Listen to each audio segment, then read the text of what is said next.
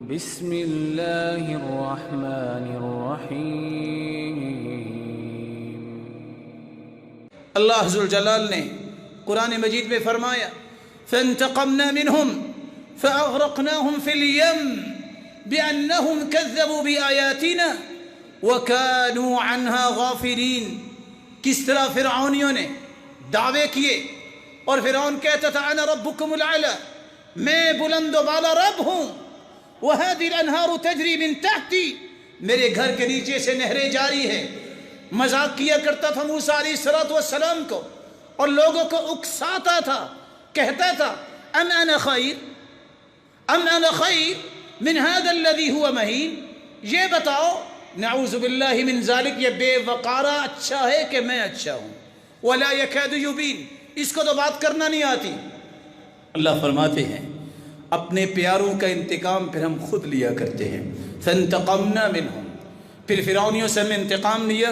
فاغرقناہم فی الیم، ڈبو کے پوری دنیا کے لیے عبرت بنایا۔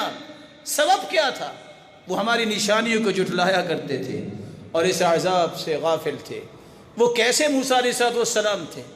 لاٹھی انسان تھے، ہاتھ میں تھی، ایک مرتبہ حکم ہوا کہ مارو، ایک نہیں 12 رستے بن گئے، پانی رک گیا۔ کس کے حکم سے؟ اللہ کے حکم سے۔ موسیٰ علیہ السلام اپنی قوم کو لے کے نکلتے ہیں۔ فرعون یہ سمجھتا ہے یہ راستے شاید میرے لیے بھی ایسے ہی رہیں گے۔ نہیں، جو رب کے انعامات ہوتے ہیں وہ ان کے پیاروں کے لیے ہوتے ہیں۔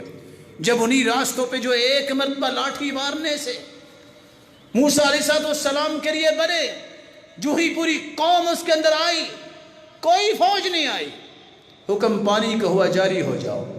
اللہ نے سب کو ڈبو کے مار دیا اور پانی کا حکم دیا فرعون کو اپنے اندر نہیں رکھو، اٹھا کے باہر پھینکو۔ پانی نے اٹھا کے باہر پھینکا۔ جو بچے تھے، جو خوف کھاتے تھے کہ شاید فرعون آئے گا تو کیا بنے گا، اللہ نے ان کو دکھایا اس سے تم ڈرتے تھے کیا؟ یہ دیکھو جو کہتا تھا میں رب ہوں، آج کیا بنا ہوا ہے۔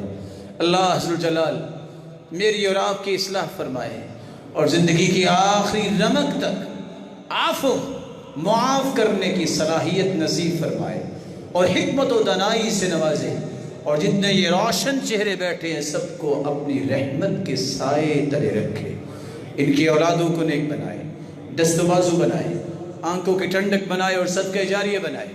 مولا کریم جس طرح تیرے گھر میں جمع ہیں سب کو جنت الفردوس میں جمع فرما، اپنے محبوب کی رفاقت نصیب فرما اور اپنے دیدار کا مستحق بنا۔ وآخر دعوانا الحمد للہ رب العالمین۔